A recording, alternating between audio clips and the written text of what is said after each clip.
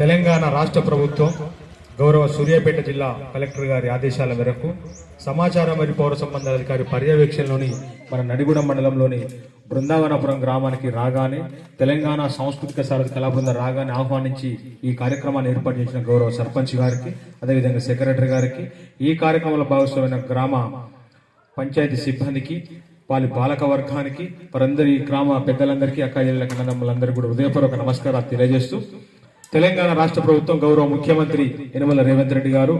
మన సూర్యాపేట జిల్లా మంత్రివర్యులు కెప్టెన్ ఉత్తమ్ కుమార్ రెడ్డి గారు, మన శాసనసభ్యులు ఉత్తమ్ పద్మావతి మేడం గారి సహాయ సహకారాలతోటి ఈరోజు మన నడిగూడెం మండలంలో అన్ని గ్రామాల్లో, ఆవాస ప్రాంతాలలో ఇవాళ 99 రోజుల ప్రణాళిక కార్యక్రమానికి శ్రీకారం చుట్టడం జరిగింది. కాబట్టి అందులో భాగంగానే ముఖ్యంగా పరిసరాల పరిశుభ్రత, గంజాయి డ్రగ్స్ నిర్మూలన, ప్రభుత్వ అభివృద్ధి సంక్షేమ పథకాలపైన